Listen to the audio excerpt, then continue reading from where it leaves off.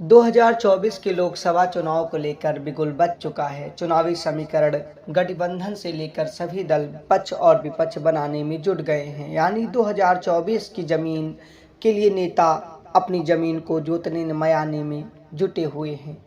Mirzapur Lok Sabha seat Uttar Pradesh के मिर्जापुर जिले में स्थित है। इसी सीट के समीकरण पर बात करेंगे। कितने मतदाता हैं, क्या समीकरण है, किधर का रुझान है और कौन 2019 में किस समीकरण से जीता और 2024 में किसके जीतने की उम्मीद है। यहाँ से बीजेपी के सहयोगी अपना दल से 2019 में अनुप्रिया पटेल सांसद रहीं। इस सीट पर 2024 में लोकसभा चुनाव में भाजपा, सपा, बसपा, कांग्रेस और अन्य छोटे बड़े दलों के बीच कांटे की टक्कर होने की उम्मीद है। 2019 का समीकरण भी कुछ इसी तरीके का है। इस सीट पर अगर इंडिया अलायंस बनता है या बीजेपी यानी एनडीए की सहयोगी दलों की और इंडिया अलायंस के बीच टक्कर होती है, तब क्या स्थिति होगी। इस सीट का जातीय, धार्मिक और विकास के मुद्दे चुनावी राजनीति के आधार बनते हैं। इस सीट पर कुर्मी, ब्राह्मण, दलित, मुस्लिम और अन्य आदिवासी वोटों की भारी संख्या है और इनका यानी प्रभाव है। इसीलिए उत्तर प्रदेश से सटे मध्य प्रदेश, छत्तीसगढ़ और राजस्थान में बीजेपी ने उसी एंगल से सीएम बनाए हैं। मध्य प्रदेश में मोहन यादव, छत्तीसगढ़ में विष्णु देव साय यानी आदिवासी और भजन लाल शर्मा राजस्थान के। जी हाँ, ये लोकसभा चुनाव के फाइनल पर इसके समीकरण से पहले आपने नज़र डाली। अब समझिए, इस सीट पर भाजपा को अपनी सीट बचाने के लिए अपने सहयोगी अपना दल के साथ अच्छा समन्वय बनाने की ज़रूरत है। सपा और बसपा को भी अपने गठबंधन को मजबूत करने के लिए अपने कार्यकर्ताओं को जुटाना होगा। इंडिया अलायंस के लिए सभी दलों को ताकत भी झोंकनी होगी। कांग्रेस को अपने नेतृत्व और अपनी स्पष्ट तालमेल से ही यहाँ पर समीकरण बदलने में कुछ बहुत कामयाबी मिल सकती है। बहरहाल यहाँ कुल मतदाता 18,45,150 हैं और 5 विधानसभा सीटें। मौजूदा सांसद अपना दल एस की जो बीजेपी एनडीए की सहयोगी हैं, अनुप्रिया पटेल सांसद हैं। 2019 के चुनाव में कुल उन्हें 60.1% मत मिले और इस सीट पर सपा और बसपा, क्योंकि 2019 में दोनों का गठबंधन हुआ था, उनके संयुक्त प्रत्याशी को 3,62,556 मत मिले, जबकि अपना दल प्लस बीजेपी जोड़ सकते हैं को 5,91,564 मत मिले। इस सीट पर कांग्रेस को 91,501 मत मिले। यहाँ जीत का अंतर लाखों में है। बीजेपी गठबंधन ने, यानी जिसे एनडीए गठबंधन आप कहते हैं, उन्होंने यहाँ पर 2,32,008 मतों के लंबे अंतर से समाजवादी और बीएसपी के संयुक्त उम्मीदवार को हराया। 2022 के विधानसभा चुनाव में मिर्जापुर लोकसभा सीट पर सपा, बीजेपी और बसपा को बड़े खासे वोट बैंक के अंतर में दिखा। सपा यहाँ 3,42,158 मत पाई और बीजेपी यहाँ 5,40,736, बीएसपी 1,76,519। 2022 के विधानसभा चुनाव के नतीजों के मुताबिक बीजेपी गठबंधन मिर्जापुर लोकसभा सीट पर सपा से 1,98,578 वोटों से आगे रही। यहाँ भी अमूमन 2 लाख का मोटा माटी अंतर है और एक सीट जीतने के लिए 1 वोट ही प्लस काफ़ी है। 2019 के लोकसभा चुनाव के मुकाबले 2022 के विधानसभा चुनाव में बीजेपी गठबंधन को मिर्जापुर लोकसभा सीट पर 50,828 वोट कम मिले। वहीं 2019 के मुकाबले 2022 में इस लोकसभा सीट पर अपना दल इसकी जीत के अंतर में 33,430 मतों का फर्क देखा गया है। हालांकि जीत का अंतर 1,98,578 मतों का रहा, जिससे किसी भी दल के लिए पार पाना बड़ी मुश्किल और चुनौतीपूर्ण स्थिति होगी।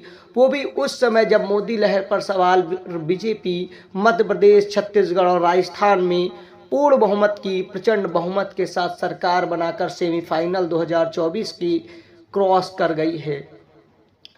बीजेपी गठबंधन की सबसे मजबूत सीटों में से एक मिर्जापुर भी मानी जाती है। मध्य प्रदेश से सटे सीट का समीकरण भी भौगोलिक, आर्थिक और अलग अलग जाति समीकरणों से भी बीजेपी यानी संघ के साथे में ही बैठता है।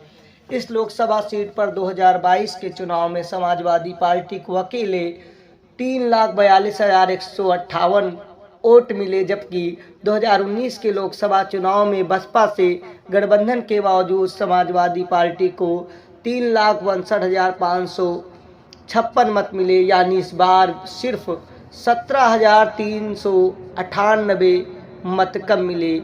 वहीं बीएसपी को 2022 के चुनाव में लोकसभा सीट पर 1,76,519 मत मिले, यानी समाजवादी और बीएसपी के एक साथ आने से मत एक साथ नहीं आए। क्या यहाँ पर बहुजन वोट किधर गया, वो आप कमेंट में बताइएगा। हम आगे समीकरण पर गौर करें तो यहाँ आंकड़े स्पष्ट हैं कि 2019 के लोकसभा चुनाव में सीट पर बीएसपी का वोट बैंक सपा को ट्रांसफर न होकर अन्य में गया। कहाँ गया आपको बखूबी समझ में आया होगा। 2024 के लोकसभा चुनाव में मिर्जापुर में मुख्य मुकाबला बीजेपी गठबंधन और सपा के बीच ही होगा और इस सीट पर मिर्जापुर लोकसभा सीट में अगर जातियों में गौर करें तो कुर्मी, कुशवाहा और ब्राह्मण बहुल्य है। वाराणसी से सटी सीट होने के चलते बीजेपी गठबंधन को 2014 से मोदी लहर का प्रॉफिट इस पर मिल रहा है, या कहें उस लहर की झोंक में फायदा। अपना दल इससे मजबूत उम्मीदवार और गढ़ों में एक मिर्जापुर है और यहीं 2022 के लोकसभा से इतर अगर विधानसभा चुनाव में नजर डालें तो यहाँ बीजेपी गठबंधन सभी 5 सीटों पर आगे रहा। 96 एक सीट है यहाँ की विधानसभा, जहाँ पर सपा को 64,389 मत मिले और बीजेपी को 1,02,502, सब बसपा को 32,145। बीजेपी विजय रही। मिर्जापुर विधानसभा में समाजवादी को 78,766 और बीजेपी को 1,18,642, बीएसपी को 19,529। यहाँ पर भी बीजेपी विजयी रही। मंझावा सीट पर समाजवादी को 69,648 मत मिले, बीजेपी को 1,03,235, बीएसपी को 52,990। यहाँ पर भी बीजेपी विधानसभा चुनाव जीती। चुनार सीट पर सपा को 63,366 मत, बीजेपी को 1,10,980 मत, बीएसपी को 32,389 मत। यहाँ पर भी बीजेपी विजय रही और मंझगवा लोकसभा विधानसभा सीट पर भी बीजेपी ने ऐसा ही ताकत झोंक कर अपना प्रदर्शन जबरदस्त रखा। यहाँ पर समाजवादी पार्टी को 65,989 और बीजेपी 1,05,377, बीएसपी को 42,466 मत मिले। यहाँ पर भी बीजेपी विजय रही। लोकसभा चुनाव हो या विधानसभा चुनाव, यहाँ के हर समीकरण पर बगल के मध्य प्रदेश से सटे उत्तर प्रदेश के इस मिर्जापुर क्षेत्र में बीजेपी को हर बार बढ़त रहती है।